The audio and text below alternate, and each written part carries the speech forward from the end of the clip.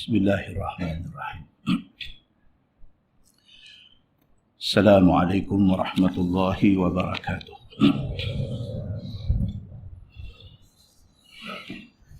Innal hamdalillah nahmaduhu wa nasta'inuhu wa nastahdihi wa nastaghfiruh. ونعوذ بالله من شرور أنفسنا ومن سيئات أعمالنا من يهد الله فلا مضل له ومن يضلل فلا هادي له أشهد أن لا إله إلا الله وحده لا شريك له وأشهد أن محمدا عبده ورسوله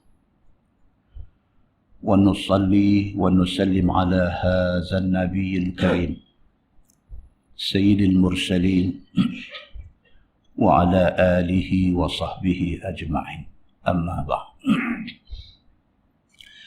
أيها المؤمنون اتقوا الله أوصيكم وإياي بتقوى الله فقد فاز المتقون. Muslimin dan muslimat, mudah-mudahan dirahmati Allah Subhanahu wa taala. Di dalam sebuah hadis An Sa'd bin Hisham radhiyallahu anhu qala qultu ya ummal mu'minin haddithini an khuluqi Rasulillah sallallahu alaihi wasallam. قالت ألست تقرأ القرآن؟ قال قلت بلى. قالت وكان رسول الله صلى الله عليه وسلم إذا صلى صلاة دوام عليها وكان إذا فاته القيام من الليل غلبته عيناه بنوم أو وجع صلى 12 ركعة من النهار. قالت ولم يقم رسول الله صلى الله عليه وسلم ليلة يتمها حتى الصباح ولم يقرأ القرآن في ليلة يتمه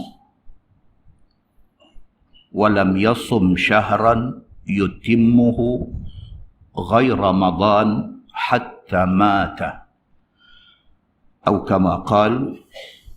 Hadis Hasan, riwayat Imam Ahmad.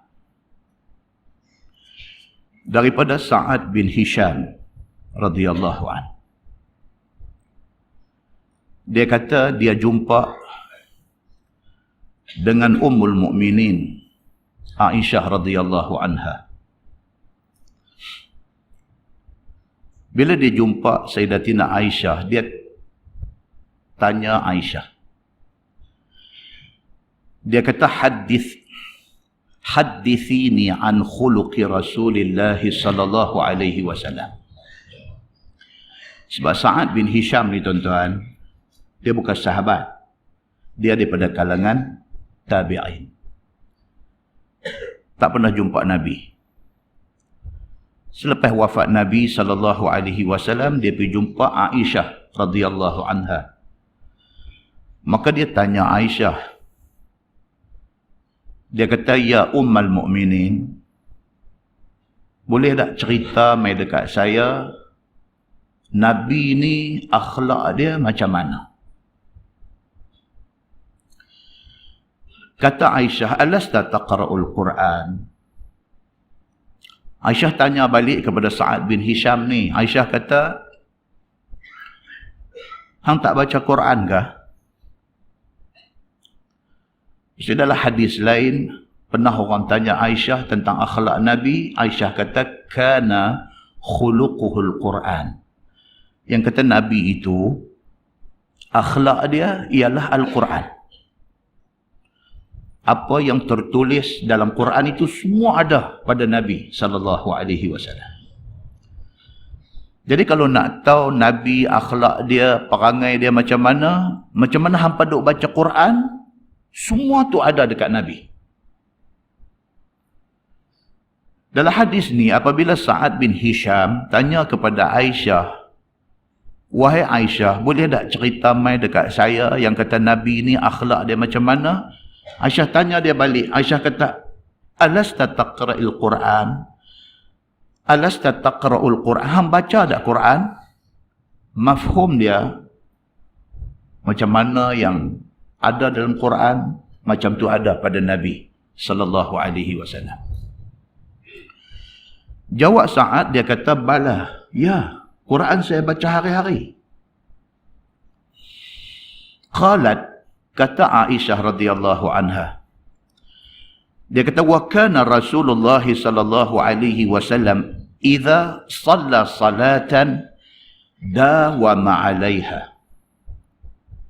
Satu aku nak cerita dekat hang, yang kata Nabi sallallahu alaihi wasallam ni, dia bila dia buat satu-satu sembahyang, dia konsisten. Dawama 'alaiha, dawam. Nabi SAW, kalau dia buat satu ibadat, contohnya sembahyang, Nabi konsisten. Kalau kata Nabi buat sembahyang sunat fajar, qabliyah subuh, Nabi akan buat sampai mati.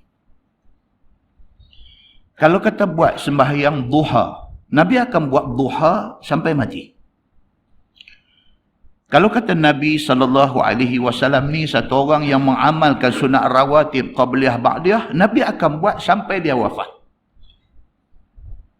Kalau kata Nabi SAW ni dia witir, dia tak tinggal, dia tidak akan tinggal sampai hari wafat. Kalau kata Nabi SAW ni dia qiyam, dia bangkit buat qiyamul lail, dia sembahyang tahajud tiap-tiap malam, Nabi tidak akan tinggal sampai dia wafat. Aisyah kata, kalau kamu nak tahu, Nabi SAW, dia satu orang manusia yang apabila dia buat satu-satu sembahyang itu, dawama 'alaiha, Nabi konsisten. Wa kana idza fatahu al-qiyam min al-lail ghalabathu 'aynahu bi naumin aw waja'in shalla 12 rak'ah min an-nahar. Satu lagi, Aisyah kata, aku nak abad dekat hang, yang kata Nabi SAW ni, qiyam dia, sembahyang malam dia, tiap-tiap malam. Kalau ditakdirkan Nabi miss. Pasal apa tuan-tuan? Pasal Nabi manusia. Aisyah kata, kalaulah sekiranya ada kala, ada waktu, ada masa, Nabi tertinggal sembahyang malam. Ghalabat huwa ainahu, kerana tak tahan mata, contohnya. Mengalahkan matanya, maksudnya Nabi tak tahu malam tu jadi mengantuk sangat, tak jaga untuk sembahyang malam. Au waja'in, ataupun Nabi sakit.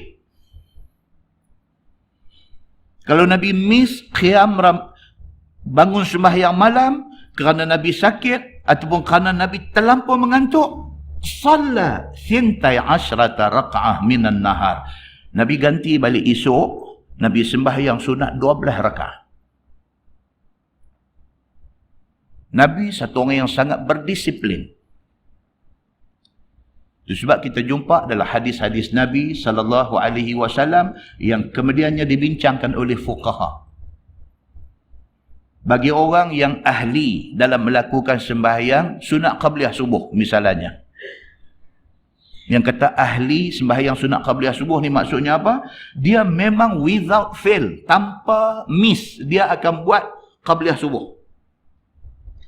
Sejak bila? Sejak 5 tahun lepas. Sejak bila? Sejak 10 tahun lepas. Sejak bila? Sejak dia main masjid, dia dengar guru mengajar, guru baca satu hadis, cerita kata siapa buat sembahyang qabliyah subuh, siapa buat sembahyang sunat fajar, dia mendapat kebaikan dunia dan isinya. Khairun minad dunya wa ma fiha. Pahala yang Allah nak bagi kepada orang yang buat qabliyah subuh tu lebih besar daripada dunia dan segala isinya. Start pada dia dengar yang tu, dia tidak pernah tinggal qabliyah subuh. Bila? Sejak 5 tahun, sejak 10 tahun, sejak 15 tahun. Tiba-tiba satu hari tu, Allahu Akbar, terlepas.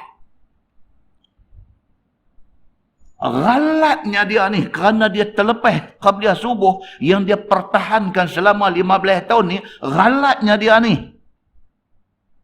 Dia main satu hadis. Dibenarkan kepada orang yang seumpama ini. Dia qada qabliyah subuh dia selepas daripada habis waktu tahrim. Dah habis dah lepas waktu subuh tu, waktu tahrim, dah naik matahari segala, masa dia nak buat sembahyang duha tu, dia qada qabliyah subuh. Tapi qada tak sama dengan qabliyah subuh yang miss tu. Tapi ada qada kepada ketinggalan tadi. Muslimin dan muslimat yang dirahmati Allah sekalian. Rupa-rupanya bukan kita sahaja. Allah Subhanahu wa taala takdirkan kepada manusia istimewa, manusia mulia, Nabi Muhammad sallallahu alaihi wasallam. Dia pun biasa kadang-kadang miss qiyam malam ni. Qiyamul lail ni dia miss, tapi dia ganti balik esok dengan 12 rakaat di waktu siang. Qalat, kata Aisyah lagi, walam yaqum Rasulullah sallallahu alaihi wasallam lailah yutimmuha hatta sabah. Satu lagi Aisyah kata, aku nak bagi tahu dekat hang wahai Sa'ad bin Hisham, Nabi sallallahu alaihi wasallam kalau dia bangkit, dia sembahyang malam, kalau dia buat qiyamul lail, Nabi tidak pernah sembahyang sampai pagi, tak pernah. Nabi bangkit, Nabi sembahyang 2 rakaat, Nabi tidak. Kalau tuan-tuan buka adalah hadis riwayat daripada Ibni Mas'ud radhiyallahu an. Dia ada cerita, dia pernah bermalam bersama dengan Nabi sallallahu alaihi wasallam. Nabi jaga, dia kata, dia pun jaga. Nabi pi bersiwak, Nabi gosok gigi. Lepas tu Nabi ambil ayat semayang, Nabi semayang 2 rakaat. Lepas tu Nabi baca Quran. Dalam satu riwayat kata, Nabi baca Quran. Lepas tu Nabi sembahyang 2 rakaat. Lepas tu Nabi tidur balik. Tidur sat, jaga pula. Jaga lagi sekali Nabi siwak. Lepas tu Nabi ambil balik ayat semayang. Lepas tu Nabi baca Quran. Lepas tu Nabi semayang 2 rakaat. Lepas tu Nabi tidur balik. Macam tu. Aisyah kata dah hadis yang kita baca ni, dia kata walam yaqum Rasulullah sallallahu alaihi wasallam lailah. Tidak pernah Nabi sallallahu alaihi wasallam sembahyang malam ni, bangkit sembahyang malam, yutimmuha hatta sabah, dan Nabi pulun semayang sampai cerah pagi. Tak pernah Nabi buat macam tu. Hadis ni nak abang apa kat kita tuan-tuan? Buat, tapi jangan ekstrim sampai membinasakan diri. Walam yaqra'il Quran fi lailah yutimmuh. Dan Aisyah kata, Nabi SAW, kalau dia bangkit malam, dia baca Quran. Dia tidak baca sampai khatam Quran. No. Nabi tidak pernah buat macam tu, dia kata. Kalau orang kata kat kita hari ni, kata dia ni wali ni. Ni pasal apa? Dia khatam Quran sehari sekali. Kita cuma boleh abang kat dia, Nabi tak buat begitu. Dia kata sungguh, dia buat bagus ya. Tapi hadis kata Nabi tak buat begitu. Oh, jadi tak boleh ke buat begitu? Bukan tak boleh. Nabi tak buat begitu. Muslimin dan muslimat yang dirahmati Allah sekalian. Walam yasum syahran yutimmuhu ghaira Ramadan. Aisyah kata Nabi tidak pernah puasa komplit sebulan melainkan Ramadan. Hadis lain cerita kata apa?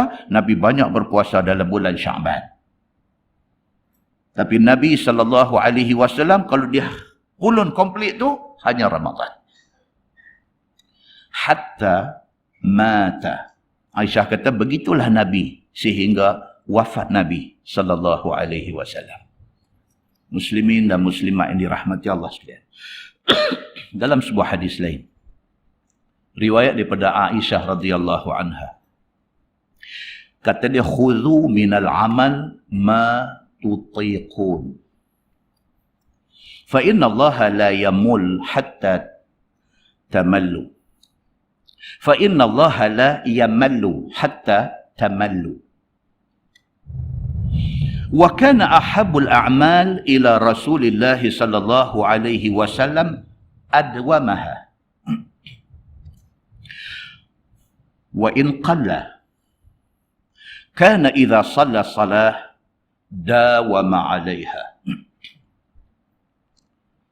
Yaqulu Abu Salamah qala Allah Ta'ala alladzina hum 'ala salatihim daimun.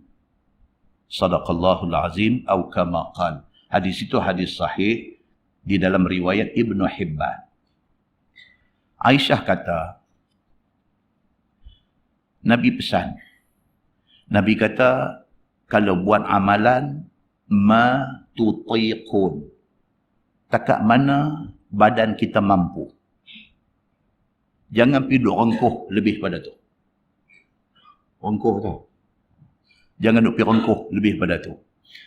Kita tahu kita punya badan ni lagu mana, takat tu ya. Jangan pergi seksa diri.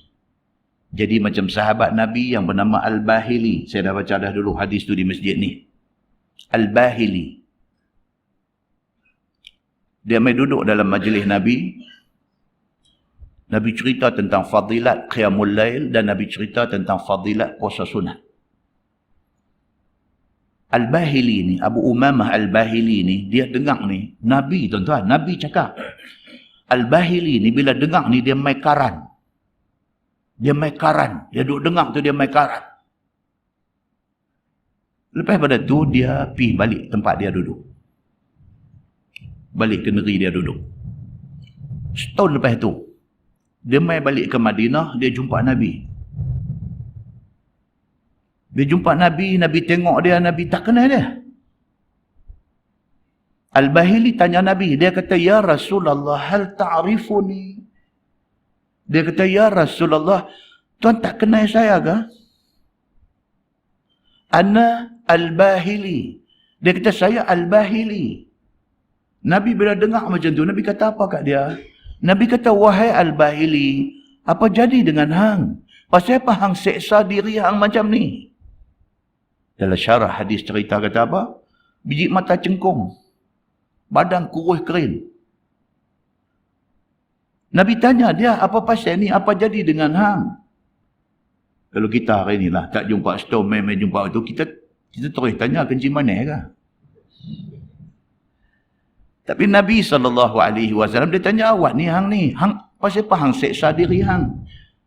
Al-Bahili bagi tahu dekat Nabi, dia kata, ya Rasulullah, setahun lepas, dia kata, saya mai dengar Tuan cakap, saya balik, saya puasa hari-hari, dia kata. Saya semayang tiap-tiap malam, saya tak tidur. Oh, Nabi kata jangan macam tu. Ni hadis yang kita baca ni. Aisyah radhiyallahu anha, dia pesan. Dia kata, khudhu minal amal ma tutiqun. Ambil amalan ni. Buat jadikan amalan kita. Tapi pada kadar kemampuan kita. Kita tahu kita siapa. Kalau kita lampu 15 watt. 15 lah. Pergi masuk sampai 150 watt memang terbakar lah. Dia punya filament putih. Yang tu yang bulan ni main mengaji elok. Bulan depan main tengok duk tulis hati-hati Allah lah apalah semua. Pergi pakai celak sampai melepung. Jik mata jadi macam panda. Pasal apa? Pasal dia 15 watt. Dia pergi cari karan 150 watt. Bila dia main, dia jadi macam tu. Lepas tu mak pak marah dia. Kata, hang ni apa ni? Ayah dulu pun mengaji pondok, tak di gua hang ni. Pasal hang jadi lagu ni. Dia pergi kata juga, pasal ayah tak mengaji kat Ustaz Samsuri. Dia bubuh kat saya pula. Walhal Nabi SAW pesan dah. Kita tengok kita ni, kemampuan kita takat mana. Buat takat tu, jangan lebih. Khudhu minal amal ma tutiqun. Ambil benda buat amalan ni takat-takat mana yang mampu. Fa inna Allah la yamallu hatta tamallu. Nabi kata kerana sesungguhnya Allah Subhanahu wa ta'ala, Allah boleh bagi pahala banyak mana hang buat Allah boleh bagi. Takut hang tak larat nak buat. Pulun sangat, lepas tu tinggal terus. Ada tak tuan-tuan jumpa kawan-kawan kita macam ni? Ada.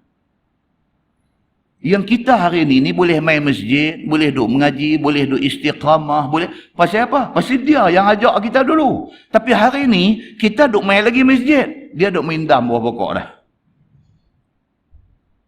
Tuan-tuan, ada ahli pengajian ni jadi macam ni. Ada. Dulu dia yang kerja duk peringat kawan-kawan. Dia telefon, dia SMS kawan.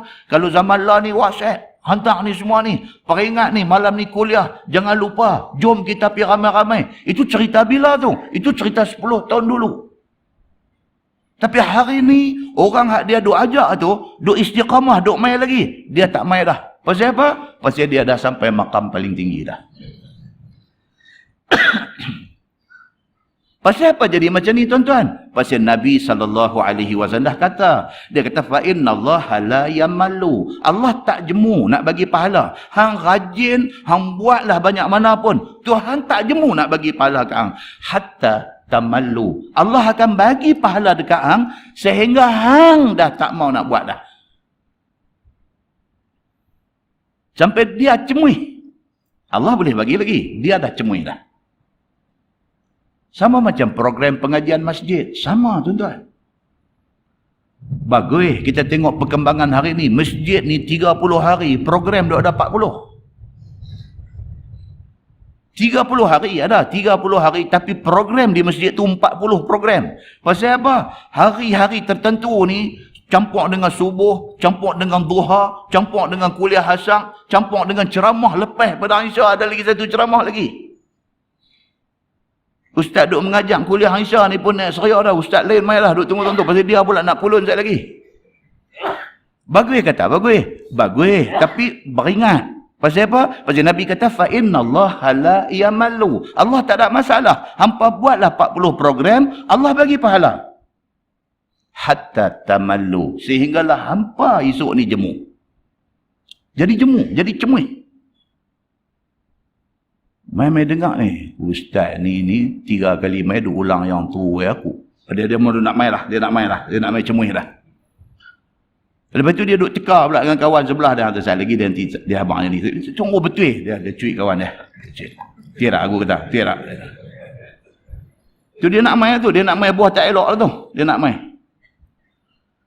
Saya lagi dia nanti cerita ni sujud semayang kata nombor ekor jatuh di poket. Dia nanti cerita. Dia tengok cerita sungguh. Allah dia kata. Betul tak? Aku kata kang. Betul tak? Pasal apa jadi lagu tu? Pasal terlampau. Dia bila terlampau ni, dia muak. Dia jadi muak. Kawah duk mengajak pun muak. Kawah duk dengar pun muak.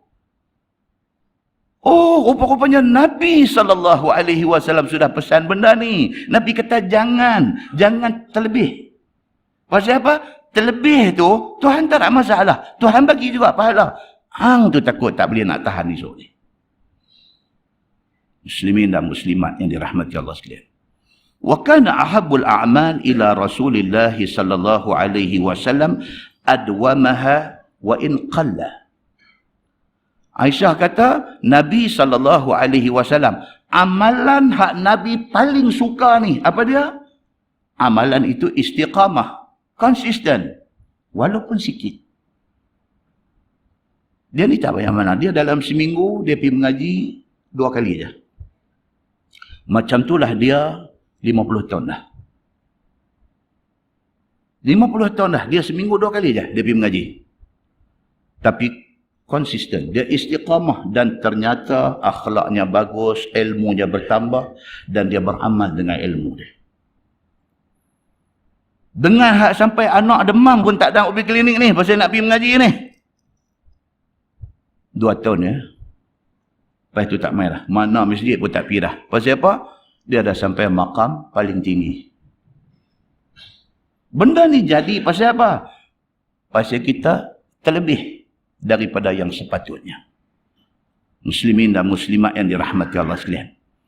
Kata Aisyah lagi, wa kana idza shalla salah dawama 'alaiha. Nabi SAW kalau dia buat satu-satu sembahyang tu, dia tak akan tinggal dah.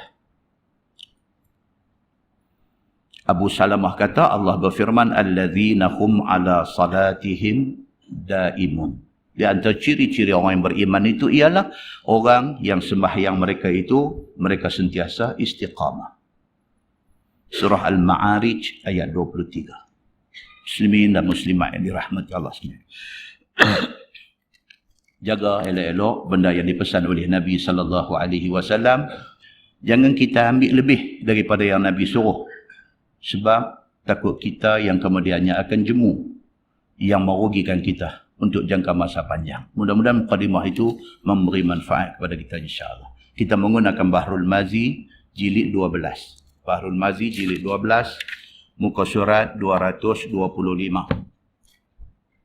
Muka surat 225, bab ma jaa fi fadli tsari. Itu bab yang datang pada menyatakan hadis yang menerangkan kelebihan makan roti campur kuah.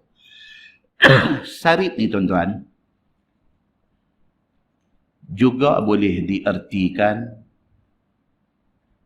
sebagai bubung. Bubung moy. Tapi sarit yang dia maksudkan ni roti koyak-koyak kecil-kecil, tuang kuah banjir, gue, bagi dia jadi macam bubung, jadi lembek. Orang yang paling suka makan, orang sakit. Orang sakit. Hak sihat ni apa pun suka. Hak sakit, hak tak suka yang tu, hak ni tak lalu, tawak mulut, bawa main bubung, dia boleh makan. Okey, baik. Dia kata, ketahuilah saudaraku, sebetulnya sarit itu mempunyai banyak kelebihan. Bubung ni dia kata banyak kelebihan. Maka sarit itu ialah roti yang dikoyak-koyak dan ditaruh di dalam bekas. Kemudian tuang kuah daging atas dia. Sampailah jadi dia seperti bubung kanji. Orang sakit dengan orang pagang tak ada. Syok. Pasal apa? Boh dia ruih bila tu ya. Boh dia ruih bila tu ya. Tak ada nak. Mereka suka. Macam tu. Baik. Serta makanan itu mengenyangkan perut dengan tiada susah nak berkunyah. Tak gaduh. Boh dia terus ekspres lagu tu aja. Dan lembut makannya pada yang bergigi dan juga kepada yang tidak bergigi. Dua-dua okey, boleh makan benda ni. Maka jadilah sesedap-sedap makanan pada masa Nabi dan pada masa sahabat-sahabat Nabi. Dia kata zaman Nabi, Nabi suka. Sahabat-sahabat Nabi pun suka. Begitu. Dengan kerana terpuji ia daripada sekalian makanan yang mengenyangkan. Dalam banyak-banyak makanan ada zaman Nabi, sarit ni menjadi makanan favourite. Makanan kesukaan. Sebagaimana disebutlah hadis yang dikeluarkan oleh Imam At-Tirmizi. Kata dia an Abi Musa anin Nabi sallallahu alaihi wasallam qala, kamula minar rijal kathir. Ini Nabi kata. Walam yakmul minan nisa'i illa Maryam ibnatu Imran wa Asiyatu imra'atu Fir'aun. Itu hadis dia. Diriwayatkan daripada satu sahabat Nabi sallallahu alaihi wasallam, nama dia Abu Musa Al-Ash'ari radhiyallahu an.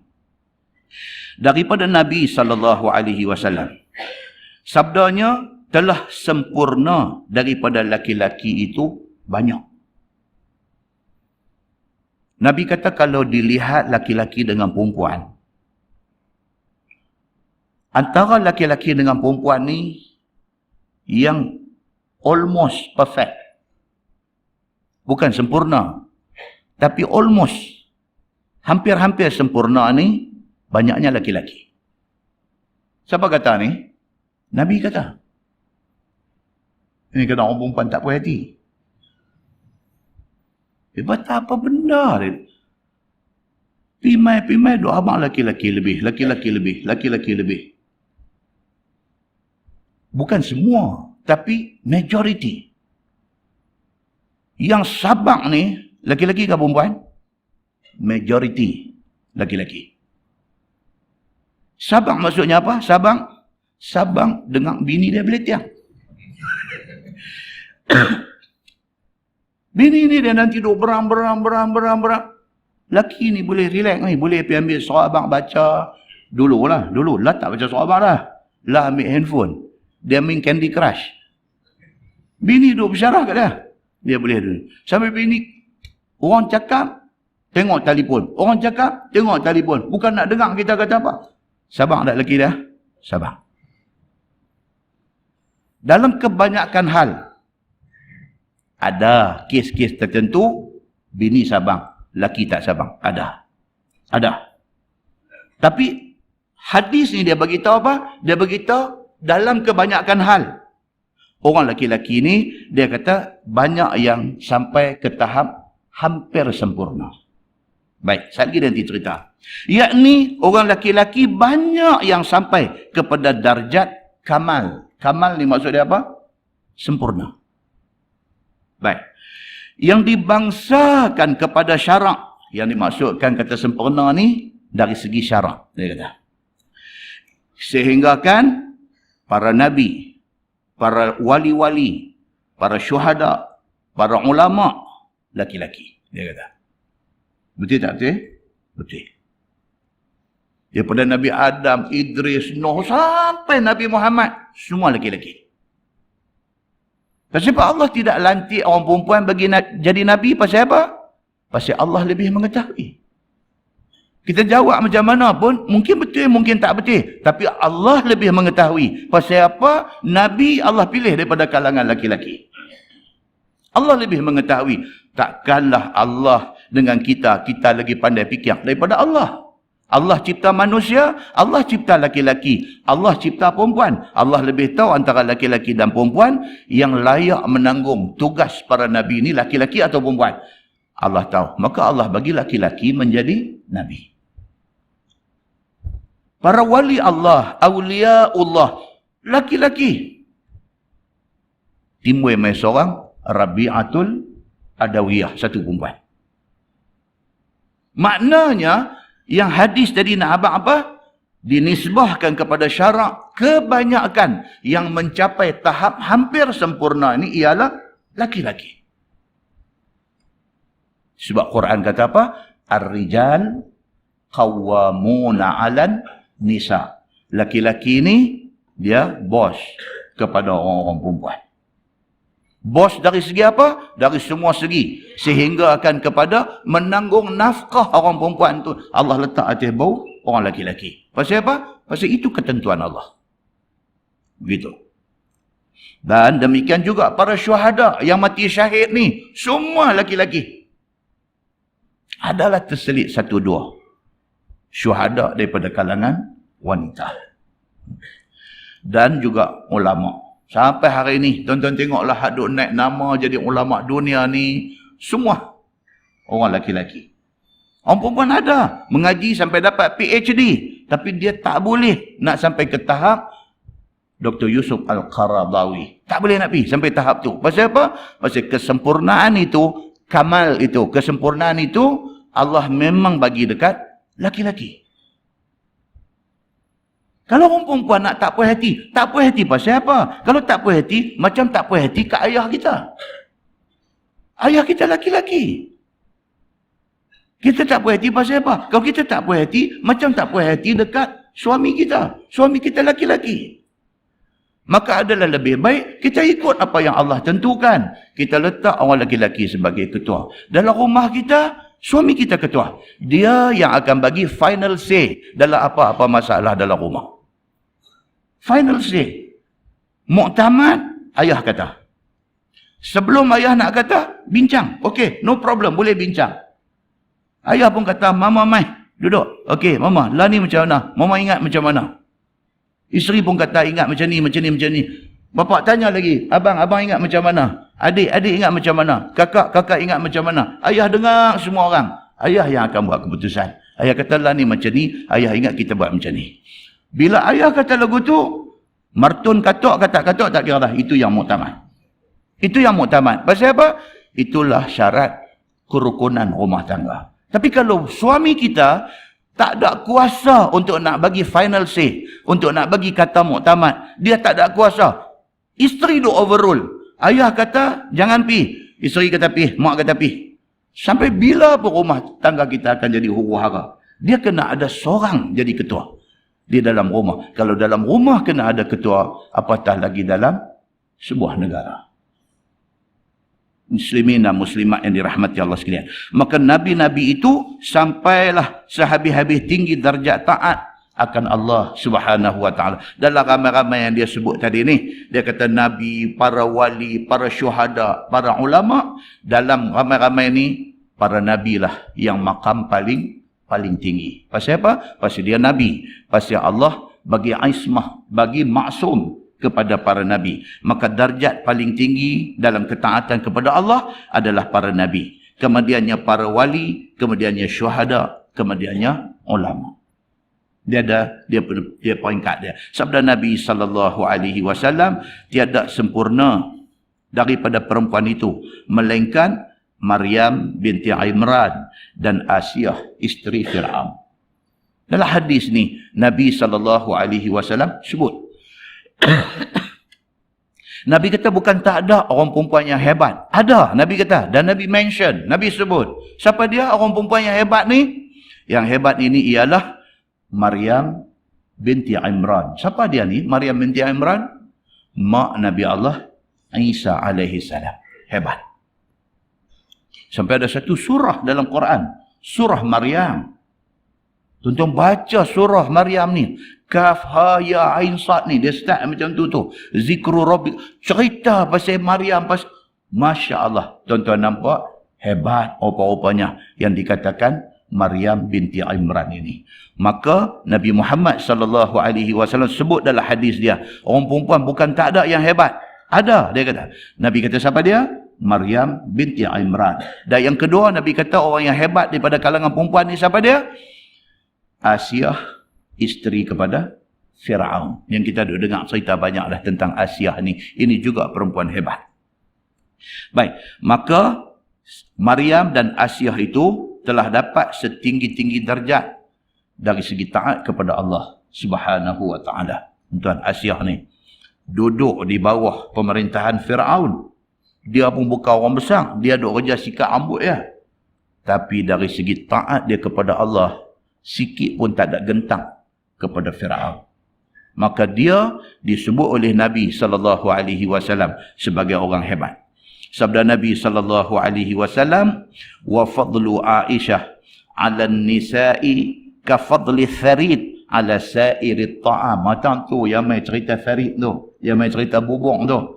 Contoh saja pun. Dia kata wa fadlu Aisyah 'ala nisa', dan kelebihan Aisyah ke atas semua perempuan selain daripada Maryam dan selain daripada Asiyah.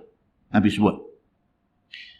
Yang hebat tadi siapa dia? Maryam, mak Nabi Isa, dan Asiyah yang kerja yang menjadi isteri Fir'aun, dia kata. Okey. Selain daripada dua orang ni, dia kata apa? Isteri aku, Aisyah.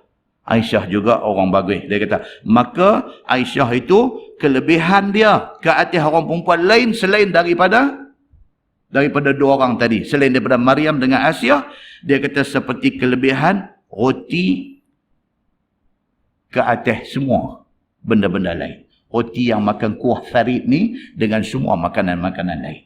Nak buat bandingan tu, nak abang tentang farid ini sebagai makanan yang paling baik berbanding dengan makanan-makanan lain. Muslimin dan muslimat yang dirahmati Allah sekalian. Itu sajakah perempuan yang bagus yang Nabi sebut? Maryam, Asiyah, Aisyah. Adakah itu saja? No, ada lagi hadis lain. Hadis lain di antaranya mai kepada kita cerita tentang Nabi SAW sebut tentang Khadijah. Khadijah ini bukan kecil orang. Khadijah ni. Nabi menikah dengan Khadijah. Khadijah lah satu-satunya isteri Nabi yang melahirkan anak-anak Nabi. Khadijah binti Khuwailid. Dia menanggung segala perbelanjaan Nabi untuk dakwah Nabi sallallahu alaihi wasallam. Dia menanggung segala susah payah, kena boikot dengan orang Quraisy dan sebagainya. Semua ditanggung oleh Khadijah. Takkanlah Khadijah tak senarai sebagai orang-orang yang baik-baik. Muslimin dan muslimat yang dirahmati Allah sekalian, dia mai banyak daripada hadis Nabi SAW yang Nabi SAW sebut tentang nama Khadijah. Dan dia mai pula satu lagi, Nabi SAW sebut satu orang lagi yang istimewa daripada kalangan orang perempuan ni. Siapa dia? Fatimah, anak Nabi SAW. Sehingga mai satu cerita, Aisyah yang cerita benda ni. Aisyah kata anna Rasulullah SAW da'a Fatimah ibnatah. Satu hari Nabi SAW dia panggil Fatimah mai jumpa dia. Dalam satu riwayat lain cerita, waktu tu semua isteri Nabi ada. Semua duk ada. Nabi panggil Fatimah suruh mai. Bila Fatimah mai, dia muncul saja di dalam bilik yang Nabi duduk ramai-ramai itu, Nabi bangkit pergi sambut dia. Fatimah ni, walhal dia anak. Nabi ni bukan saja Nabi, bukan saja bapa dia, tapi Nabi. Tapi Nabi ni, bila Fatimah mai, Nabi bangkit. Nabi pergi sambut dia. Nabi pegang tangan dia. Nabi mai, Nabi bagi duduk di sebelah kanan. Satu riwayat kata, duduk sebelah kiri. Lepas itu dalam hadis tu kata apa? Fasarraha fabakat. Dah bagi duduk sebelah, tiba-tiba Nabi bisik dengan Fatimah ni. Isteri semua duk ada. Nabi bisik. Tiba-tiba Fatimah menangis. Tiba-tiba menangis Fatimah ni. Summa sarraha fadhahikat. Lepas dia menangis, Nabi bisik pula. Lepas tu dia gelak. Siapa pun tak tahu. Aisyah ada. Hafsah ada. Safiyah ada. Semua isteri Nabi ada. Duk tengok ni apa ni Nabi dengan anak dia ni. Bisik dua orang mereka. Saat-saat teriak. Lepas tu bisik pula. Saat-saat gelak. Bila habis majlis tu, Nabi bangkit pi, Aisyah mai dekat Fatimah. Faqalat Aisyah. Kata Aisyah ni, dia kata faqultu li Fatimah. Aku tanya dekat Fatimah ni, ma hadzal ladzi sarraki bihi Rasulullah sallallahu alaihi wasallam fabakaiti. Summa sarraki fadhahikti. Aisyah kata dekat Fatimah, dekat anak tiri dia ni. Dia kata, Fatimah, mak nak tanya ni. Dia kata, apa tadi tu? Nabi bisik apa? Yang mula-mula hang menangis. Lepas tu Nabi bisik pula. Lepas tu hang gelak. Apa cerita? Fatimah radhiyallahu anha, bila mak dia tanya macam tu, bila Aisyah tanya dia macam tu, dia jawab apa dekat Aisyah? Dia kata, ini rahsia aku dengan ayah aku. Aku tak boleh cerita. Oi, bengkak. Tak cerita. Tak boleh. Dia kata, ini rahsia aku dengan bapa aku. Kalau tak rahsia, bapa dah cakap kuat-kuat semua orang dengar. Tapi bapa bisik kat saya, makna benda ni rahsia. Tak baik saya buka rahsia bapa dekat orang lain. Aisyah berkata tak apa. Sehinggalah wafat Nabi SAW. Lepas wafat Nabi SAW, Aisyah ni tak boleh lupa lagi benda ni. Dia pergi tanya balik lagi sekali dekat Fatimah ni. Dia kata, ingat dah hari tu, yang mak tanya hari tu ni, kata apa dia? Ada sekali kami duduk ramai-ramai tu, mai-mai, Nabi bisik-bisik, lepas tu hang menangis, lepas tu Nabi bisik pula hang gelak. Apa dia? Ni Nabi dah tak ada dah. Boleh ikut cerita kat mak. Dia tak boleh nak lupa benda tu. Dia nak tahu juga. Dalam hadis sahih, riwayat Imam Muslim ini. Faqalat, kata Fatimah. Dia kata, sarrani fa'akhbarani bimautih. Hak mula tu, dia kata, ayah bisik kat saya. Ayah abang kata, umur ayah dah dekat dah. Ayah dah nak wafat dah. Ayah abang yang tu kat saya. Dia kata, fabakaitu. Saya menangis, dia kata. Saya menangis. Bila ayah kata, ni ayah nak abang kat cek, ayah tak lama dah. Menangis dia. Summa sarrani fa akhbarani anni awwalu man yatba'uhu min ahli.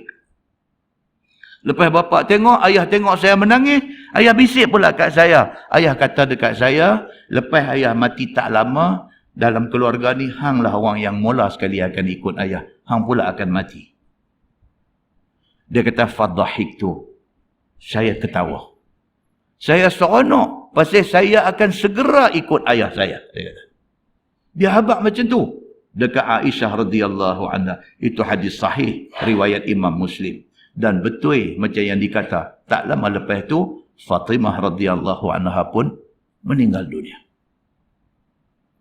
Jadi ada beberapa hadis yang bukan sahaja menceritakan Maryam mak Nabi Isa sebagai wanita yang istimewa, bukan sahaja Asyah isteri Firaun sebagai wanita yang istimewa, bukan sahaja Khadijah, bahkan juga Fatimah radhiyallahu anha. Dalam hadis yang kita baca tadi diceritakan juga Aisyah radhiyallahu anha, termasuk di dalam senarai wanita-wanita yang diiktiraf mereka ini oleh Nabi sallallahu alaihi wasallam. Muslimin dan muslimat yang dirahmati Allah sekalian. Masalah dia kata, Asyah dan Maryam itu nabikah kedua mereka ini? Ada orang bincang benda ni. Ada orang bincang. Macam zaman mutaakhir ni, ada pula orang pergi buka satu topik. Dia kata, tak. Mungkinkah, dia kata, Gautama Buddha tu Nabi? Allah, kita kata, kosyat. Tu saya sembanglah tajuk tu. Sembang pun tak ada faedah. Punya ni, pasal apa? Pasal tengok baca cerita tentang Gautama Buddha, tentang Mahatma Gandhi ni.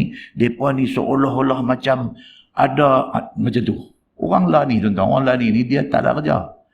Dia pergi benda-benda lagu ni dia nanti pergi rongkah cari. Tak ada kerja. Benda orang tak suruh fikir ni, dia pergi fikir. Dia mai jumpa, dia kata, Ustaz, saya tak tahu Ustaz baca ke tak. Dia kata dulu. Saya tak tahu Ustaz baca ke tak, tapi saya duk baca cerita tentang Gautama Buddha, dia kata tentang Gandhi ni. Ustaz, dia kata kalau baca, dia kata macam mana kita duk baca sirah Nabi Muhammad ni, mereka ni pun nak main macam tu Ustaz, dia kata. Oh, kita kata dia hangkap, saya duk baca tu. Tak, bukan. Nanti saya cari buku bagi Ustaz baca. Dia nak main lagu tu pula, ya Allah. Dekat nak keluar tadi ni, dekat nak keluar nak main masjid tadi ni, satu mesej masuk. Satu orang daripada Shah Alam. Teks saya. So, tu dia duk call. Kita dengan duk kalau nak keluar main masjid, dia duk call tak berhenti. Tak jawab, dia masuk mesej baca. Dia kata, Assalamualaikum Ustaz dan guruku yang mulia. Dia macam tu. Apa hal pula ni? Ustaz, dia kata, saya serabut ni. Anak saudara saya, telefon saya ni, baru sangat telefon saya. Dia kata dia nak murtad. Dia kata, la haula wa la quwata illa billah. Tuan-tuan je tengok. Cuba tengok ni. Apa nak jadi dengan masyarakat kita lah ni? Apa nak jadi dengan masyarakat kita lah ni? Islam, iman yang ada dalam diri ni fragile, rapuh. Mudah sangat. Punya mahainya Islam ni, berapa ramai orang bukan Islam, terima Islam dengan air mata merambu, menghayati Islam yang mereka terima, dan mereka terus wakaf diri mereka untuk buat kerja Islam. Tiba-tiba kita yang beranak mai daripada perut mak Islam, ayah Islam, hari beranak dulu, orang bang di telinga kita, kecil-kecil kita dah tahu baca Quran dan sebagainya, tiba-tiba hari ini, senang-senang abang kata nak tinggal Islam. Apa ni? Mesti ada something wrong somewhere. Ada tak kena tang mana ni. Serabut tuan-tuan. Saya dengan keadaan hari ini, kalau saya serabut. Pertelingkahan yang berlaku di antara tokoh-tokoh agama menyerabutkan. Masing-masing nak kata dia betul, hak lagi satu salah. Dan masing-masing cuba untuk nak ajak seramai mungkin untuk duduk dalam grup dia. Salahkah satu lagi? Yang implikasi dia, kesan dia apa dia tuan-tuan? Kepada layman, kepada orang ramai, hak banyak-banyak, hak tahu pandai ambil tahu pasal agama ni, akhirnya dia pun buat kesimpulan sendiri. Dia kata apa? Orang agama pun duk bergaduh. Dia kata apa? Ni semua tak boleh pakai. Dia pergi buat kesimpulan sendiri yang akhirnya merosakkan. Dia kata aku malas dah pergi masjid. Dia kata mai ustaz ni duk hantam ustaz ni, mai ustaz ni duk hantam ustaz ni. Dia kata depa ni apa? Mengajang lah. Dia kata hidup. Macam tu pun ada tuan-tuan. Duk bunyi ni, kok bawah ni duk bunyi.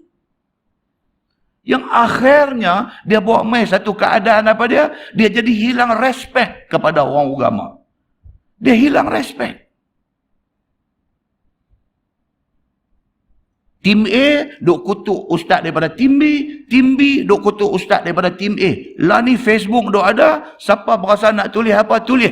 Dia tulis tu, dia menjatuhkan bukan saja maruah orang agama tu, dia menjatuhkan agama tu sendiri. Muslimin dan muslimat yang dirahmati Allah. Sudah tuan-tuan, sudah. Kita bina kekuatan orang Islam ni, kita bina kekuatan. Sudahlah bergaduh, bercakap, berkelahi, tak bertegur siapa, duk lawan sumpah hang aku. Sudah benda tu semua. Kita perkukuhkan orang Islam dengan menggunakan pakai Quran dan hadis Nabi sallallahu alaihi wasallam. Siapa pun nak mai cakap kat kita, buat mai, aku nak dengar ni, benda ni adakah dalam Quran? Adakah dalam hadis Nabi? Kalau ada, sami'na wa ata'na. Kami dengar, kami taat.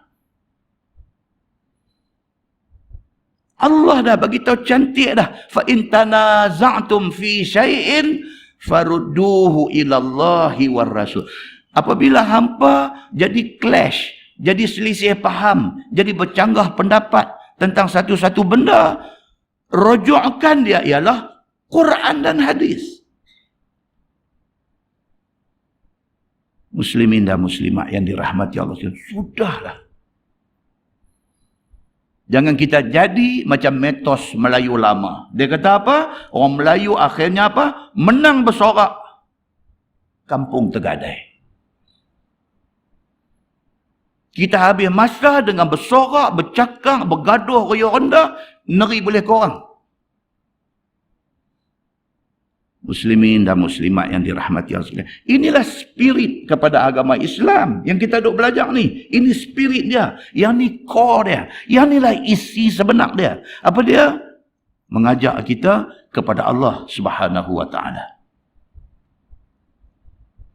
Muslimin dan muslimat yang dirahmati Allah sekalian. Masalah, dia kata betulkah Asiah Maryam itu Nabi? Kata Imam Nawawi rahimahullahu ta'ala. Telah berkata Al-Qadhi Iyad, inilah hadis yang diperbuat dalil oleh orang yang mengatakan perempuan boleh jadi Nabi.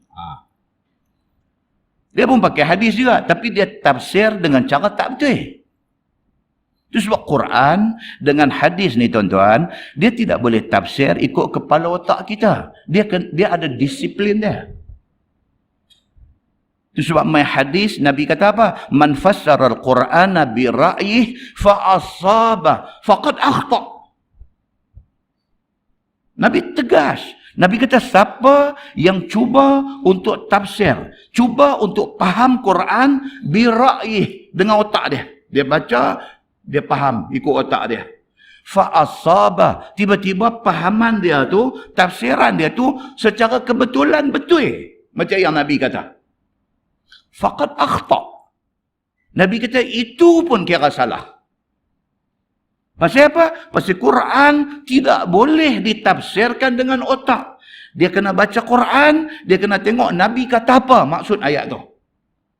Bukan kita kata apa, Nabi kata apa. Maknanya apa tuan-tuan? Maknanya Islam ini agama control by Allah. Allah control Islam ni. Islam tidak boleh kita reka-reka ikut kepala otak kita. Untuk nak beramal dengan Islam, kita tidak boleh guna kreativiti. Tak boleh. Islam ini ada disiplin dia. Kita baca Quran, kita kena tengok tafsir yang Nabi habaq macam mana. Kita baca hadis, kita kena tengok sahabat-sahabat faham hadis tu macam mana.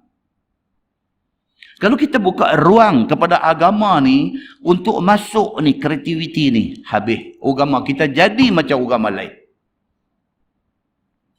Kita mereka, kita tambah yang tu, kita tambah yang ni, kita letak nama agama. Kita kata yang ni agama suruh. Betul ke? Adakah dalam hadis kata agama suruh? Tak ada. Tapi benda ni okey, pasang. Hang nak reka. Hang nak reka tu yang nak pergi Jahannam. Tak boleh reka dalam hal agama. Muslimin dan muslimat yang dirahmati Allah sekalian. Maka dia mai di sini. Dia pakai hadis ni. Dia pakai hadis ni, dia kata dua orang ni juga Nabi. Siapa dia? Maryam, mak Nabi Isa ni Nabi. Dia kata.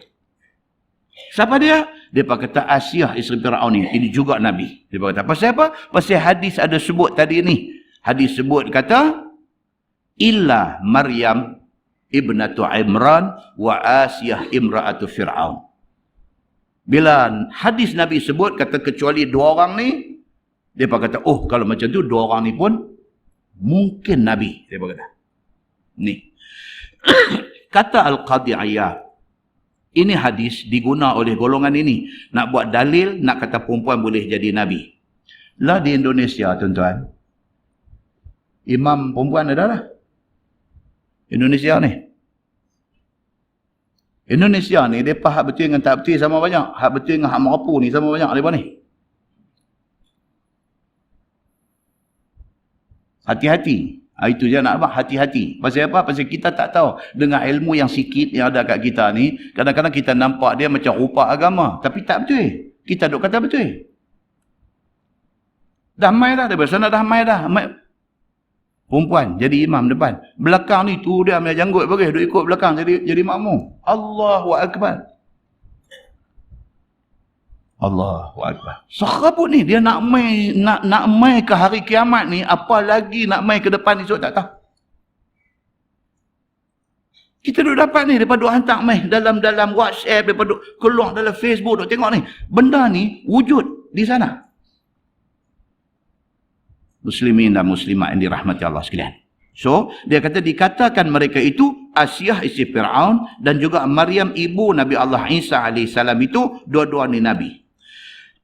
Adapun jumhur ulama kata kedua-dua ini bukan Nabi. Jumhur ulama kata no, tak betul macam tu. Mereka bukan Nabi. Hanya mereka ini waliyatani daripada awliyaillah. Mereka ni wali saja. Bukan Nabi.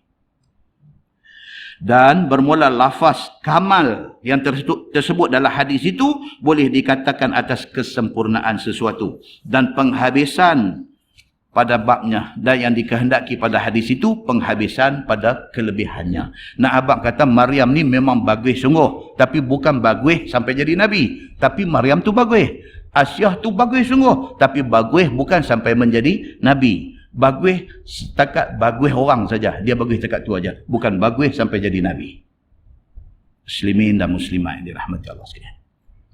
Tengok tajuk bawah tu, bab annahu qala in hasu al-lahma nahsan.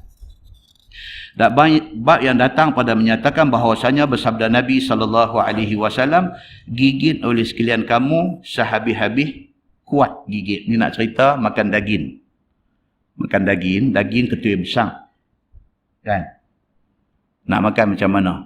Kalau kena daging korma ketua besar tu, adakah cara makan daging korma ketua besar tu ambil luk terus biji ketua habis? Ataupun nak gigit sikit-sikit. Ini tajuk dia ni. Ni yang kata Islam ni. Sampai had tu pun ada hadis abang. Ni nak abang kata kalau daging ketua besar tu gigit sikit-sikit. Had tu pun Nabi abang. Itulah yang saya ulang sebut tiap-tiap kali kuliah. Takkanlah benda besar Nabi lupa nak abang. Begitu. Ya saudaraku, makan daging itu setengahnya berhajat kepada gigit dengan gigi hadapan. Kemudian ditarik supaya dapat dimakan dengan sikit-sikit. Macam tu punya doa abang kat kita. Nak makan ni kena gigit, tarik sikit-sikit. Dia kata lagu tu. Maka perbuatan yang demikian itu tidak dilarang oleh syarak. Dia nak abang kata duk gigit-gigit tu tak apa. Tak salah. Kecuali jangan makan talam, kita gigit, lempang balik tengah tu. Bagi kawan lain gigit pula, yang tu maulah yang asam jurih di kepala kita sekali lagi. Yang ni cerita makan piring kita sendiri ni, pinggan kita sendiri ni. Dia kata. Okey? Tidak dilarang. Bahkan itu disuruh oleh agama. Kerana tiada sedap makan, melainkan dengan gigit sikit-sikit. Dia abang macam tu. Daging ni, kalau terus bos mulut, tak sedap. Sikit-sikit, ambil sikit, makan nasi, ambil sikit, makan itu sedap. Baik. Bermula dalil yang menunjukkan atas yang demikian itu, hadis yang dikeluarkan oleh Imam At-Tirmizi. Kata dia an Safwan bin Umayyah. Anna Rasulullah sallallahu alaihi wasallam qala in hasul lahma nahsan. Itu hadis dia. Diriwayatkan daripada satu sahabat Nabi sallallahu alaihi wasallam, nama dia Safwan bin Umayyah radhiyallahu an. Bahwasanya Nabi sallallahu alaihi wasallam bersabda, gigitlah oleh sekalian kamu akan daging itu dengan sehabis-habis gigit. Gigit bagi putih, itu maksud dia. Fa innahu, sambung hadis tu, fa innahu ahna wa amra. Dia kata, kerana bahwasanya makan dengan tokak dan gigit daging itu lebih sedap dan lebih enak pada makannya. Makan sikit-sikit. Kan dulu kita cerita, kita orang susah kan. Lama-lama sekali baru jumpa lauk apa? Lauk sotong. Kan? Lauk sotong ni Allah nak dapat tuan-tuan. Nak ramai adik-beradik 10 orang. Nak makan sotong apa? Lama-lama sekali ayah kita ni nak buang geram, dia belilah sotong ni. Mak pun masak simple aja. Masak sotong rebus dengan serai, dengan buah bawang apa sikit. Allahu Akbar tuan-tuan. Nak makan ni mak bedak dah, seorang sekor je, jangan ambil lebih. Seorang sekor. Budak dulu lah, budak dulu. Kan? Gigit sotong tu putih buat cincin tu buah ni. La ilaha illallah. Kau tuan-tuan tak pernah jumpa keadaan tu. Sotong sekong tu gigit tu bagi putih tu, buat cincin lah. Aku duduk makan, gigit sikit-sikit. Macam tu. Tuan-tuan nak pergi cerita ni, macam ni punya hidup susah. Dekat pemimpin, beranak-beranak main, mereka mak pak, mereka kaya-kaya. Itu nak. Kan? Faham ke mereka benda ni? Faham ke? Kita orang kampung, kita orang susah. Kita bukan tengok benda ni, kita melalui keadaan ni. Bila cakap pasal susah hidup, bila cakap pasal keperitan hidup, kita lalui keadaan itu. Kita boleh sebab, kita boleh ketak dada dengar. Kita pergi bercakap dekat orang yang dia beranak mai di atas timbunan beras. Hari ni lagi kasar, dia beranak mai di atas timbunan duit. 1 bilion pakai bungkus lagu tu saja. Kan? Dia faham ke kalau kita nak pergi bercakap pasal susah? Ni, kuliah kita duduk jalan di Zoom kuliah, duduk rakam PMT, duduk rakam apa semua ni. Ada kawan duduk tulis kat tepi kan. Mereka duduk respon kat tepi ni. Kuliah saya di mana tak tahu hari tu ni, saya cerita tentang kesusahan orang susah ni. Saya abang kata duduk di kawasan PPRT, kawasan perumahan rakyat termiskin. Rumah Pak Sagi tu aja. Situlah tidur, situlah nak baca buku budak-budak, situlah penyuruh rumah, itulah mak dia dengan dapur minyak duk masak. Dalam sepetak tu aja. Ada satu orang respon kat tepi tu. Saya lagi balik, lagi tidur pergi satu, pergi dua duk baca balik tu apa yang orang duk tulis tu. Saja kita nak tahu jugalah feedback orang.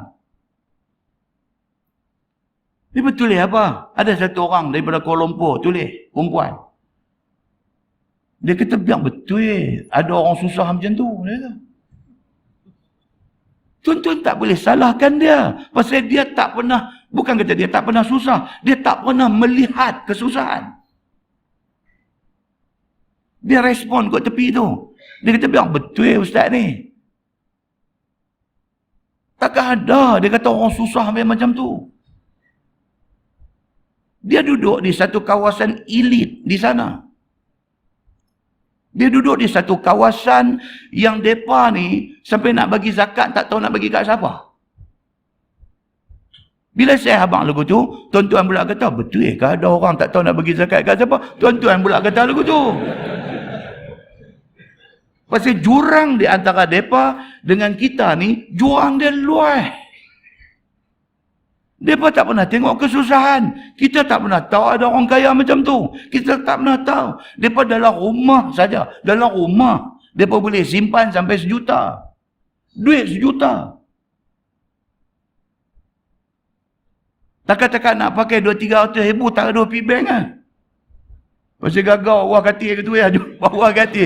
Sekali kuat mai 300 ribu dah ada.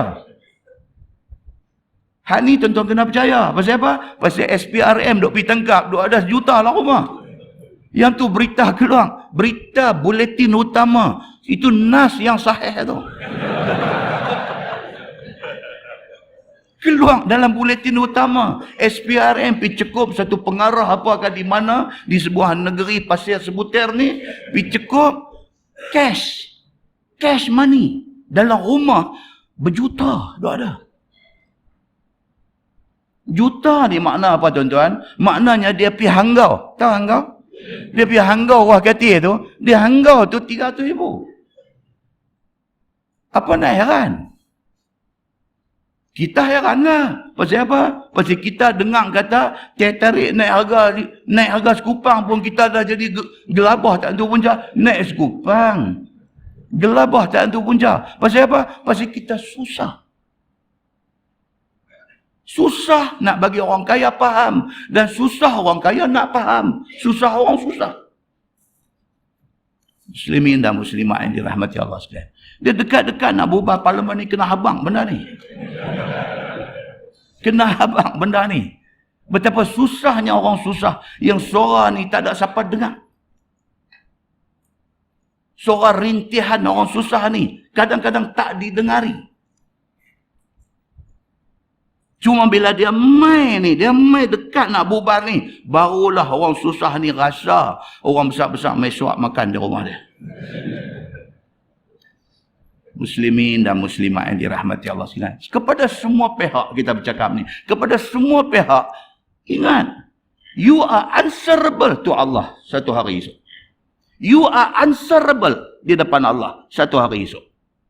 You jadi menteri, you jadi wakil rakyat, you are answerable di depan Allah. Allah akan tanya esok ni. Hang jawab. Muslimin dan muslimat yang dirahmati Allah sekalian. Ini yang dia nak beritahu dekat kita ni. So, dia kata apa? Safwan bin Umayyah kata, diriwayatkan daripada satu sahabat Nabi yang bernama Safwan bin Umayyah, dia kata bahawasanya Nabi SAW bersabda, kalau makan daging ni, gigit sikit-sikit. Pasal apa? Bila gigit sikit-sikit tu, rasa sedap dia. Orang susah faham apa yang Nabi kata. Pasal apa? Pasal Nabi susah. Bila orang susah bercakap, orang susah yang dengar mudah faham. Muslimin dan muslimat yang dirahmati Allah sekalian. Dan sesungguhnya telah dicakap-cakapkan oleh setengah daripada ahlul ilmi pada Abdul Karim itu ada masalah pada hafaznya. Itu hadis tadi. Bab ma jaa 'anil Nabi sallallahu alaihi wasallam min ar-rukhsah fi qat'il lahmi bisikin. Itu bab yang datang pada menyatakan Nabi sallallahu alaihi wasallam. Nabi kata apa? Maaf kalau memotong daging dengan menggunakan pisau. Sikin, pisau. Tadi ketui besar bila nak makan nak kena gigit.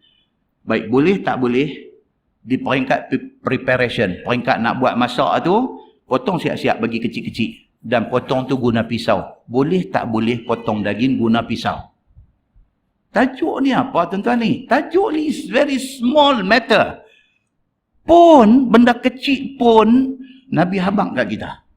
Sayangnya Nabi dekat kita dan luahnya syariat Islam yang main dekat kita ni. Sehingga kan tidak ada benda yang dilupakan oleh Allah Subhanahu wa ta'ala, melainkan dia habang semua. Ketahuilah saudaraku, apabila daging sudah masak, Adakah lebih utama digigit dengan gigi sahaja ataupun siap-siap potong kecil-kecil dengan menggunakan pisau itu lebih utama? Dia nak bincang itu. Kata setengah ulama, lebih utama makan dengan gigit sahaja. Ada sebagai ulama pendapat lagu tu. Pasal apa? Pasal hadis tadi kata, Nabi kata gigit. So gigit lebih baik, dia kata. Itu satu pendapat. Dan tidak dipotong dengan pisau. Kerana hadis yang kita baca tadi. Dan kata setengah ulama lain, lebih baik potong dengan pisau. Dan setengah ulama lain kata, potong siap-siap dengan pisau itu lebih baik. Dia kata, lebih nampak tertib pada pandangan mata kebanyakan orang. Kerana potong dengan pisau itu lebih segera pada memakannya. Jadi kita potong masa nak gigit-gigit tu, dah potong kecil-kecil dah, ambil, buah dalam nasi, lepas habis sekali begitu aja. Dia kata itu lebih memudahkan. Dan dapat rengkah pada memotong yang besar daripada daging tadi, yang tiada terpotong oleh gigi, melainkan dengan sikit-sikit. Dia kata lebih cepat kerja. Nak makan ni lebih cepat. Kita dah jimat masa nak gigit tu, pasal daging sudah dipotong kecil-kecil. Begitu. Dan Nabi kita SAW ada memperbuat makan daging potong dengan pisau itu. Nabi biasa makan gigit dan Nabi biasa potong siap-siap sebelum masak. Dua-dua pun Nabi biasa buat. Sebagaimana hadis yang dikeluarkan oleh At-Tirmizi dengan kata dia an Amru bin Umayyah Ad-Dhumari radhiyallahu anhu annahu ra'a an-nabiy sallallahu alaihi wasallam ihtazza katifa syah fa akala minha. Diriwayatkan daripada satu sahabat Nabi sallallahu alaihi wasallam, nama dia Amru bin Umayyah Ad-Dhumari radhiyallahu anhu, bahwasanya melihat ia Nabi sallallahu alaihi wasallam memotong akan daging belikat biri-biri yang telah masak, yang ada daging itu di dalam tangannya. Sahabat kata biasa tengok Nabi potong daging ini dengan guna pisau. Bila sudah dipotong daging itu dengan pisau, lalu dimakan oleh Nabi SAW. Summa madha ila salah walam yatawadda. Ini pula satu hukum lain dia main. Kemudian daripada Nabi potong daging itu dan Nabi duduk makan, tiba-tiba dia kata terdengar. Sedang daripada duduk makan tu, tengah duduk makan tu, tiba-tiba orang bang untuk sembahyang. Nabi tengah duduk makan, bang. Begitu. Bila didengarnya bang ataupun azan itu, maka dicampaknya pisau itu. Lalu pergilah Nabi sembahyang. Nabi tengah duduk potong daging tu, dengar bang. Nabi tinggal pisau tu, Nabi pergi sembahyang. Begitu. Dan tiada mengambil wuduk lagi. Dia main pula satu hukum lain, Nabi tak memperbaharui wuduk. Dia nak abang apa adalah hadis ni, selain daripada dia nak abang kata daging boleh dipotong guna pisau, selain daripada tu dia nak abang apa? Dia nak abang kata makan tidak membatalkan wuduk. Makan tak membatalkan wuduk. Ada orang hatu boleh pening. Dah dia kata, ustaz, kalau macam kita makan, kita tak ambil sembahyang lain, kita terus pergi sembahyang tak apa. Dia kata tak apa. Dah bukan dia kata kalau tengah duduk sembahyang, kalau makan batal kan. Dia duduk pening macam tu. Ya Allah. Hang tengah sembahyang, hang makan memanglah batal sembahyang. Batal sembahyang bukan batal yang sembahyang. Kita dengar kita gelak. Tapi ada kawan pening ni, dia duduk pening. Aku pening tak faham dia. Kita tanya balik tak faham tak mana. Dah dia kata kalau kita sembahyang. Okey, dia kata. Yang kita kata okey. Lepas tu tengah kita sembahyang, katalah ada nasi dulu lekat celah gigi mana kan dia satu macam yang keluar mai kita pun telan. Tu jadi macam mana? Dia kata kita boleh. Kita tak batal lah kalau hang telan tu memang nasi betul batal lah. Ada tu yang tadi pi kata apa makan apa semua tu tak pi ambil ayat sembahyang lain tu macam mana pula dia kata. Dah kita kata apalah. Hak tu cerita batal sembahyang, hak ni cerita batal yang sembahyang. Dia kata hak tu aku pening. Hak tu memang pening sungguh lah. Memang pening sungguh lah. Benda hak tak pening tu dia pergi duduk pening. Ya Allah. Tuan-tuan bisa jumpa ada orang macam ni? Dia kata, ustaz nak tanya, dia kata. Orang lelaki-lelaki sembahyang pakai cincin emas. Sah tak sembahyang? Dia tanya, ustaz, orang lelaki-lelaki pakai cincin emas. Dia sembahyang. Sah tak sembahyang? Kata sah tak sah sembahyang bukan pasal cincin emas tu. Banyak benda lain lagi, syarat sah sembahyang apa semua, rukun sembahyang. Kalau dia buat semua tu elok, Syarat sah sembahyang semua elok, rukun sembahyang dia buat elok, sahlah sembahyang dia. Dah kata. Dia main pening tu. Dah. Ni saya tanya ni, dia kata dia laki-laki tapi dia pakai cincin mai. Lepas tu dia sembahyang. Sah sembahyang dia. Kita pula kata dah tu yang saya duk abang tu. Cincin mai tu tak ada sangkut dengan sah batal sembahyang. Dia duk buat dah kecil tu dia pergi jadi pening, hak besar lagi tak tahu apa lah. Kecil tu dia pening. Kita kata dia dah lah ni hang betul-betul hang confuse apa? Hang confuse dari segi orang lelaki-lelaki tak boleh pakai barang mahal kan? Dia kata betul. Okey, yang tu betul lah, lelaki-lelaki tak boleh pakai barang mahal, betul. Tak apalah dia kata, tapi saya nak tanya ni, dia pakai cincin mahal sembahyang. Dia duk pi yang tu balik. Kita kata pakai cincin mai tak menyebabkan sembahyang batal. Tapi dia pakai cincin mai tu haram. Ayat tu saya tak faham. Dia kata, kalau dah haram macam mana tak batal? Oh, tuan-tuan. Boleh telan Panadol 5 biji ni nak terang keadaan ni. Dia confuse ni tuan-tuan. Ibarat kata benang tu dia kosong. Tuan-tuan nak ongkai benang hak kosong tu. Jenuh. Saya cerita, dia mesti jumpa dah. Syekh ni jumpa dah kaki macam ni.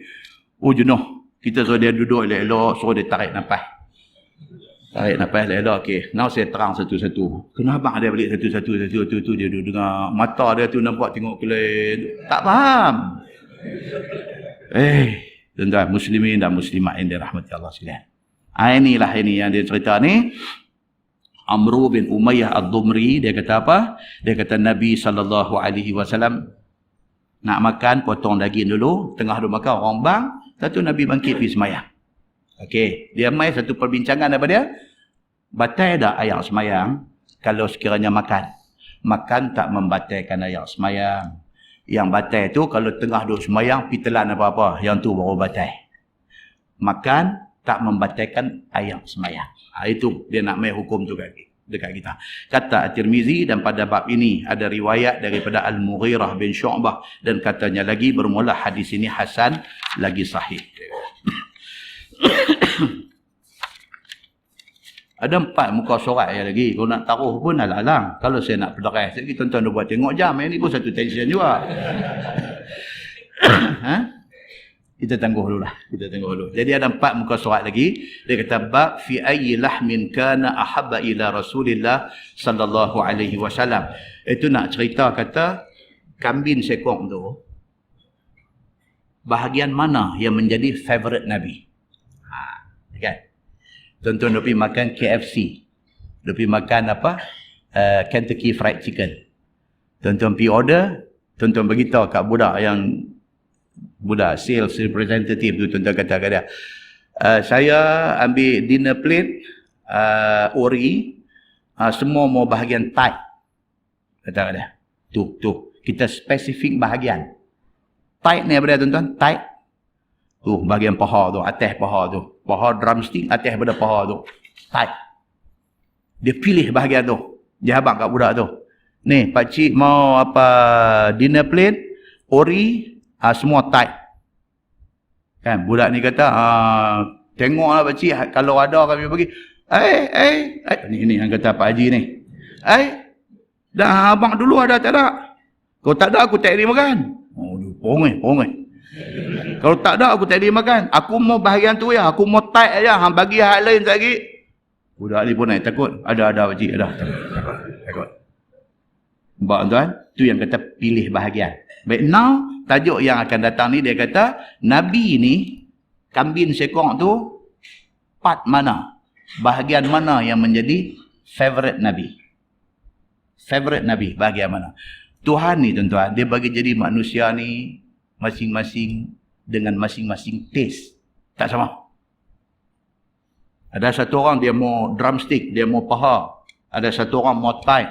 Ada satu orang tak mau bahagian tu, dia mau bahagian isi. Ada mai pula dia mau bahagian apa? Wing, bahagian kepak. Tuhan bagi jadi tu elok dah. Kalau semua Tuhan bagi jadi more drumstick, kacau. Jadi dia bagi jadi gitu dah. Macam itulah kita dalam hidup kita ni. Orang perempuan ni kan, macam-macam rupa parah hidup ada. Tuhan bagi elok dah. Dia ni mau hak macam ni, dia ni mau hak macam ni. Jadi akhirnya semua apa ada. Kalau semua mau satu pattern aja, dia mau hak jenis hidung kembang aja. Oh, hak hidung tak kembang tak payah lah. Tuhan bagi ni. Tuhan bagi. Ada seorang dia putih sangat tak mau. Ada dia saja mau hak jenis Bollywood sikit. Dia taste. Yang ni yang kata taste. Now dia nak main tajuk Nabi ni. Dia kata fi ayyi lahmin kana ahabba ila Rasulillah sallallahu alaihi wasallam. Nabi kita tu sendiri, kambing sekor tu bahagian mana yang dia suka? Kemudian dia intimai pula, isteri Nabi pula. Pi objek pula benda ni. Satu sahabat kata Nabi suka bahagian ni, isteri Nabi kata no. Nabi bukan macam tu. Bukan Nabi suka bahagian macam yang dia ni kata. Nabi bahagian mana pun okey. Cuma oleh kerana bahagian tu masak dulu, Nabi makan yang tu. Dia kata, pula dah. Betul pula. Kan? Macam orang kita lah. Orang kita, okey, dulu kambing tak mau. Oh, saya tak boleh. Saya darah tinggi. Kambing tak boleh. Saya darah tinggi. Dua orang, saya darah tinggi. Lah ni pergi kenuri pula. Mata liang yang duduk cari. Dia tahu haji, cari mak haji kah? Dah kambing golek tak buat lah. Ui, ni yang darah tinggi ni, cari kambing. Pasal apa tuan-tuan? Perubahan. Dia dah main dah. Dulu tak mau, dan ni mau. Ada yang lagi banyak akal. Dalam kambing tu dia mau pula. Dia mau pekakeh dalam. Pesan pula kat rumah kenuri ni. Ni hampa masak asin kat aku. Dia kata ni hak pekakeh dalam ni. Ngati dengan apa-apa semua. Buat satu masak spesialnya. Satu periuk kecil punya. Bila dia pi, dia kata dia main dah. Main, angkat pi satu. Hak orang lain tak ada punya ada kat dia. Pasal apa? Kalau tak buat lagu tu, dia tak mau jadi tekong orang selamat. Dia tak mau. Siapa ni ada menyakai macam ni? Itu tu imam lah ni. Menyakai. Dia orang mau dia, orang perlu khidmat dia. Dia mula duk minta macam-macam. Dia apa pun kata, tu imam ni kena masak. Petang masak siap-siap dia nanti minta yang tu. Mau pakai dalam. Kan? Macam tu punya ada. Allah Subhanahu Wa Taala buat manusia ni macam-macam rupa. Lepas tu dia main pula tajuk kat kita bab fil khalli. Al khallu ni apa tu? Khaf lam. Khallu. Cuka. Bukan cuka kita. Cuka makan ni. Satu tajuk ada bab cuka ni. Nabi kata apa? Nabi kata kalau orang tu kata dia miskin, dia susah. Tanya Ustaz, di rumah dia ada cuka tak? Kalau dia kata ada, bukan isu. Pasal apa? Nabi kata rumah yang ada cuka, rumah tu dianggap ada lauk untuk makan. Cuka. Ataupun yang seumpama dengannya. Maksudnya apa? Toyu. Toyu tahu toyu?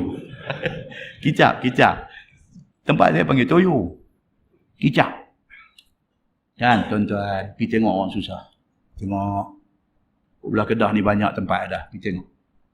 Jangan kawan dengan orang kaya-kaya je. Kawan dengan orang susah sama. Pergi tengok macam mana mereka susah ni makan. Nasi, toyu je. Kalau boleh buat, kalau boleh goreng telur. 3 biji telur, timbuk, buah bawang besar sikit, buah cabai apa sikit, timbuk, goreng. Potong bagi seorang sejorai tu. Anak-anak tambah 3 kali. 3 kali. Susah. Bagi mereka, nasi dengan menu toyu, dengan telur ni, Allahu Akbar, nikmat tak tahu nak apa. No, hak orang kaya tu. Mak ni tak tahu nak masak dah apa ni. Tak tahu nak masak dah. Masak semua tak perlu makan. Nak makan cikedis. Kaya. Mak kata abang main makan ni. Mak buat sup ekor. Mulut pergi. Tak mau. Tak mau tuan-tuan. No, hak miskin no. Telur goreng saja. Tambah 3 kali. Susah. Muslimin dan muslimat yang dirahmati Allah sekalian. Apa-apanya Nabi SAW abang. Nanti baca hadis ni macam mana Nabi SAW pergi rumah tanya apa ada hari ni, dia pun kata tak ada apa. Nabi tanya cuka ada tak? Cuka ada. Nabi kata kalau ada boleh makan. Itu dia yang kata Nabi. Cuka ada? Ada boleh makan. Nabi ada. Nabi ini satu orang manusia, nanti kita baca hadis dia. Nabi ini satu orang manusia yang tak menyakai. Tak menyakai. Tidak pernah sekali dalam umur hidup Nabi, Nabi komplain makanan. Tak pernah. Tidak pernah sekali dalam umur hidup Nabi, yang Nabi orang bagi apa, dia komplain. Dia tak makan. Tak pernah. Melainkan, lalu Nabi makan, tak lalu Nabi tak makan. Itu ya. Muslimin dan muslimat yang dirahmati Allah sekalian. Kemudian last, dia nanti mai kat kita tajuk, fi aklil bitikh birrutab. Ini pun ada satu topik pula kita nanti bincang esok ni. Boleh tak boleh makan bitikh? Bitikh ni maksud dia apa tuan-tuan? Tuan-tuan nanti kata buah betik lah, dia bunyi macam betik. Bitikh. Tak. Temikai. Arab ni pun satu. Dia sebut bunyi macam betik, tapi temikai. Bitikh ni maksud dia temikai. Watermelon. Boleh tak boleh dia kata makan bitikh. Makan temikai dengan rutab. Rutab ni apa dia? Kurma. Rutab ni saja macam-macam. Ya, hak basah nama lain, hak kering nama lain, hak apa? Hak putih. Kalau pergi Madinah daripada jual lah, hak putih tu makan perut-perut tu. Hak tu ada nama dia. Dia nama balah. Dia panggil yang tu. Yang ni rutab ni kurma masak. Boleh tak boleh kita makan watermelon, tembikai dengan kurma? Boleh tak boleh? Kita nanti perendang perbincangan ni kepada, ada orang duk sebut, dia kata kita tak boleh campur makan ikan laut dengan ikan darat. Ada bisa dengar? Ada. Dia kata tak boleh campur. Kalau makan ikan laut tak boleh campur dengan ikan darat. Betul ke tak betul?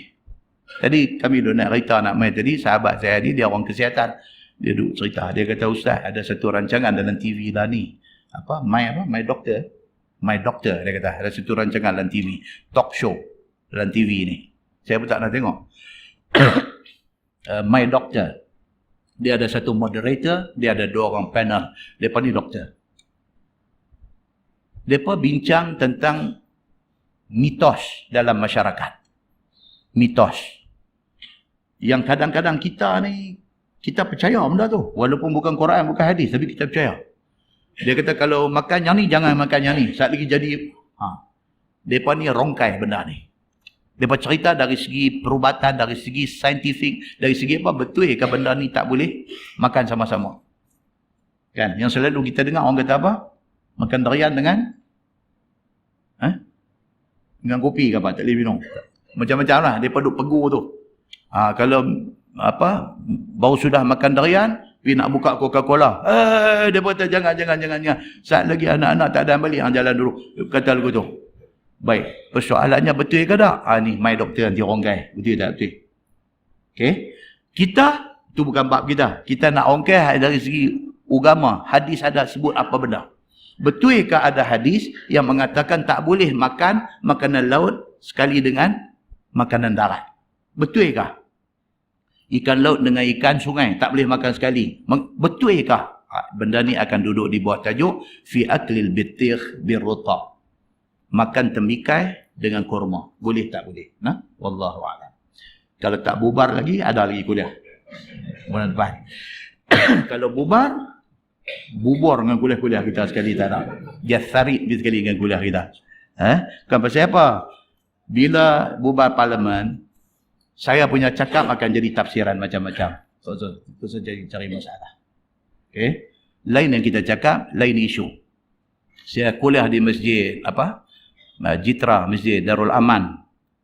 Baca hadis, cerita pasal setiap penyakit ada ubat dia, kecuali penyakit tua.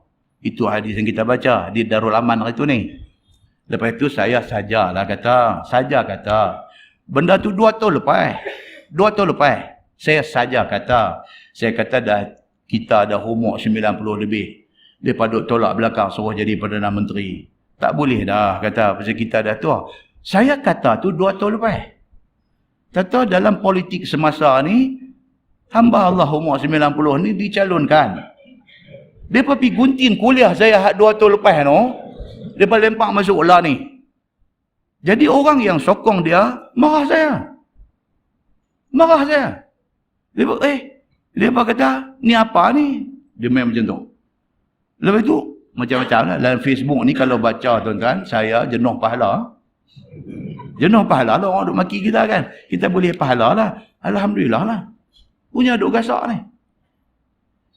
Masya Allah tuan-tuan. Itu sebab masa kita cakap tu tak ada cerita pun lagi tentang sahabat kita ni. Tak ada cerita pun lagi. Tiba-tiba bila timbul cerita tu, gedebuk sudah. Benda tu sudah saya kena.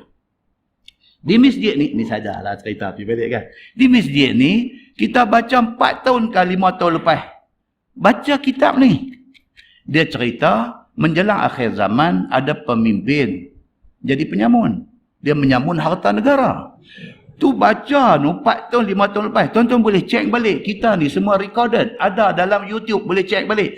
Kita baca nu, masa tu tak ada isu pun. Tak tahu timbul isu 1MDB. Mereka gunting yang tu buat keluar lah ni. Mereka kata saya mengulas isu tu. Ya Allah.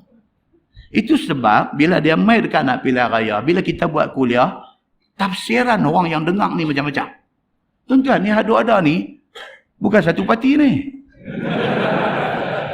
Jangan main-main. Ni, ada ni. Kau daripada tepi balik ni sampai tepi balik ni, pergi sampai balik nono, bukan satu parti. Masing-masing dengan pembacaan, maklumat yang dia terima dan dia mengambil pendirian. Kita tidak boleh paksa dia pergi satu parti, tak boleh. Tuan-tuan pun tak tahu saya parti apa. Tahu kan saya parti Tupperware saja pun boleh jadi. Kan? Tetapi apabila satu cakap tu ditafsirkan oleh satu kelompok yang berparti cap ni, dia dah jadi macam lain lah. Yang akhirnya menjadi mangsa saya lah. Pasal saya bercakap. Nampak tak? Saya ni tuan-tuan, budak baik. Tak buat kacau punya dalam masyarakat. Kita habang pun hak betul. Kalau tadi kita habang apa? Kita habang kata, you are answerable in front of God. You kena jawab depan Allah. Kalau you jadi pemimpin. Saya nak tanya tuan-tuan, betul tak betul apa saya kata? Betul. Betul. So kalau ada pihak yang, dia kata ni, dia jangan marah. Pasal itu benda betul. Takkan saya bohong dekat tuan-tuan? Saya tak boleh bohong tuan-tuan. Saya cakap hak betul. Whoever you are, you willing to... Cakap orang tirah. Dia main lah. Siapa juga kita, kalau kita sanggup untuk menjadi pemimpin, kita kena sanggup jawab di depan Allah. That's it.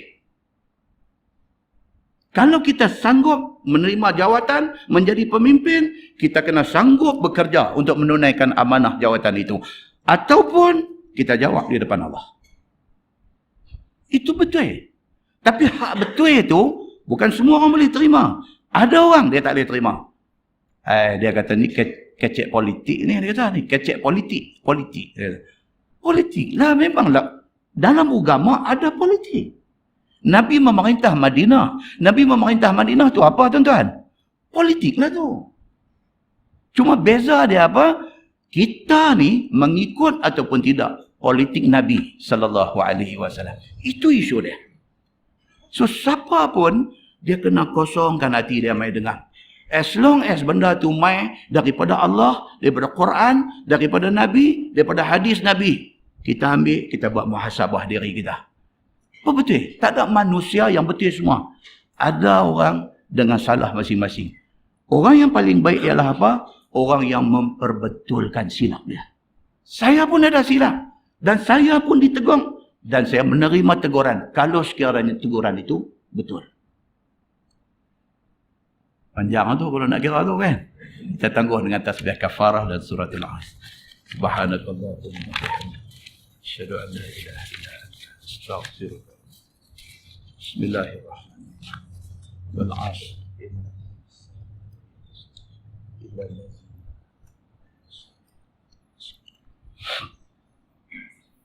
Allahumma salli ala Muhammad wa ala ali Muhammad. Bismillahirrahmanirrahim. Alhamdulillahi rabbil alamin. Hamdan yuwafi ni'amahu wa yukafi'u mazidah. Ya Rabbana lakal hamdu kama yanbaghi li jalali wajhikal karimi wa azim sultanik. Radina billahi rabba wa bil islami dina wa bi Muhammadin nabiyyan wa rasulah. Allahumma aftah alaina futuhal arifin warzuqna fahman nabiyyin بجاه خاتم المرسلين. اللهم فقهنا في الدين وعلمنا التأويل واهدنا صراطك المستقيم. اللهم أرنا الحق حقا وارزقنا اتباعه وأرنا الباطل باطلا وارزقنا اجتنابه. اللهم اجعل جمعنا جمعا مرحوما وتفرقنا من بعده تفرقا معصوما. وصلى الله على محمد وعلى آله وصحبه وسلم والحمد لله رب العالمين. السلام عليكم.